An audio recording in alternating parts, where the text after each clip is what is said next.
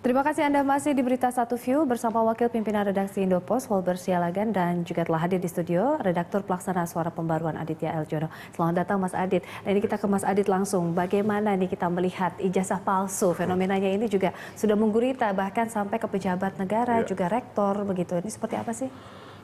Baik, kalau kita lihat kasus ijazah palsu ini kan sebenarnya bukan hal yang baru. Artinya ini sudah sering terjadi.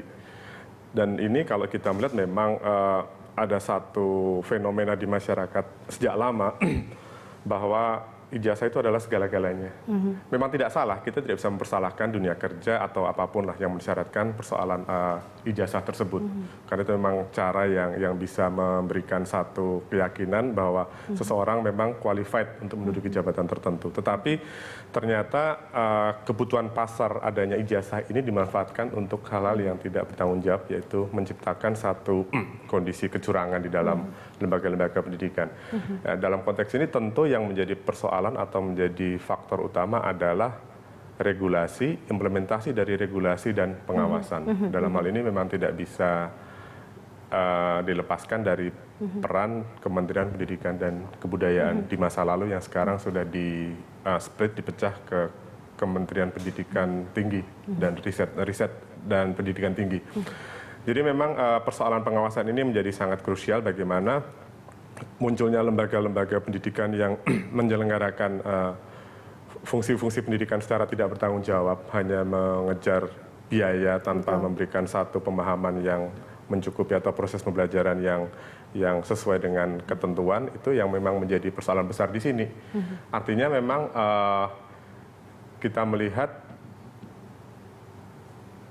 ada satu mata rantai yang mempersulit, menurut saya juga bisa ada potensi mempersulit bahwa konsumen di dalam ijazah palsu ini diduga adalah oknum-oknum yang ada di parlemen dan mungkin juga ada di pemerintahan. Dan aturan dan pengawasan ini kan juga berkaitan dengan mereka yang menyusun undang-undang juga. Bahkan tidak mungkin di kepolisian juga ada begitu ya? Betul, di penegak hukum pun ada. Artinya memang ada satu mutual benefit antara yang pengguna jasa ini kemudian yang berkepentingan lembaga pendidikan yang quote-unquote berkepentingan untuk mengeruk keuntungan dari jasa pendidikan ini, sehingga lahirlah satu mungkin aturan-aturan yang membuka celah atau pengawasan-pengawasan yang lemah di dalam implementasi di lapangan, sehingga praktek-praktek kecurangan seperti ini bisa terjadi. Artinya jadi, masih ada demand ya, selama itu masih ada? Pasti, ya selama memang dunia kerja dan apapun posisi publik, misalnya menjadi caleg, menjadi calon presiden pun juga mensyaratkan kelulusan seseorang dari level perguruan tinggi dan mensyaratkan adanya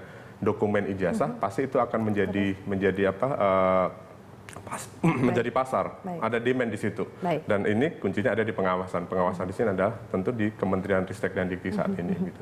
Pengawasan dan pencegahan begitu, atau mungkin tindakan hukum begitu, Bang Volbert, ini dikenakan sanksi atau pasal ini pemalsuan dokumen negara ataukah penipuan begitu? Iya, itu dua-duanya bisa masuk, tergantung penyidikan dari kepolisian. Tapi saya melihatnya begini, ijazah palsu di Indonesia ini memang susah untuk membongkarnya, habis itu susah.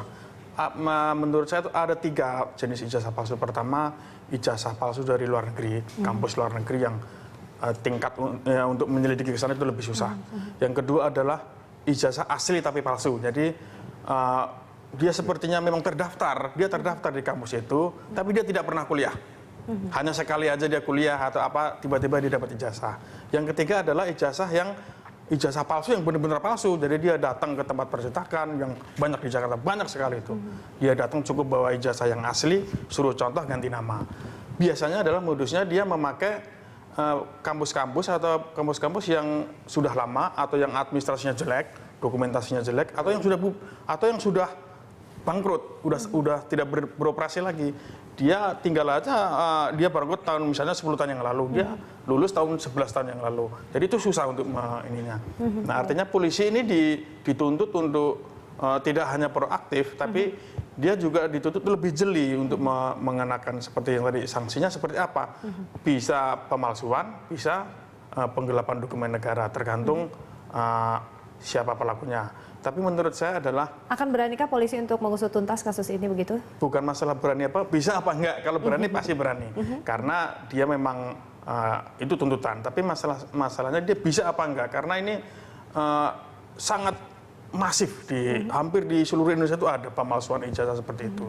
Hanya yang sekarang ini menjadi masalah adalah ijazah palsu itu dipakai untuk orang mendaftar pegawai negara, baik Betul, itu DPR, pejabat, anggota PNS, parlemen, itu kan merugikan negara. Artinya tadi controlling dan itu juga yang lebih penegakan sulit. hukum Ya, ya. itu yang lebih sulit. Baik, ini kita akan membahas mengenai proyeksi isu sepekan ke depan ini Mas Adit dari Suara Pembaruan. Apa yang diangkat? Saya kira ada beberapa hal ya yang memang menarik untuk soroti oleh media massa berkaitan dengan ritual tahunan menjelang puasa.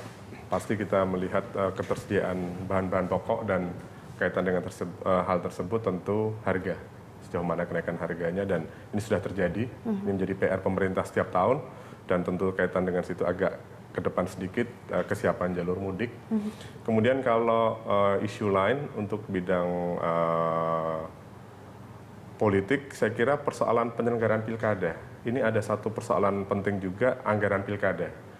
Beberapa hari belakangan ini ada satu kekhawatiran yang muncul bahwa pilkada serentak 9 Desember mendatang itu menghadapi satu tantangan besar, belum jelasnya anggaran yang disiapkan oleh APBD. Nah, ini memang mesti ada intervensi dari pusat.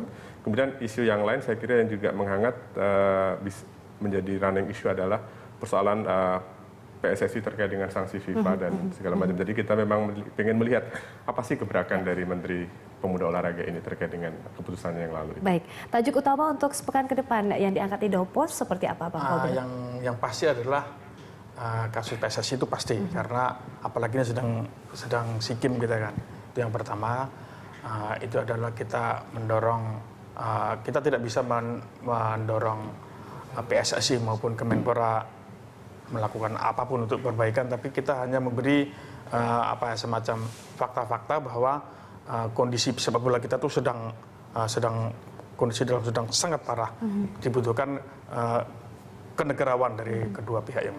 Kemudian yang lain adalah persiapan Lebaran, antisipasi pemerintah untuk menjaga harga bahan pokok terutama, karena pemerintah mengatakan inflasi akan dijaga, tapi faktanya kan sampai sekarang pertumbuhan aja masih 4,7.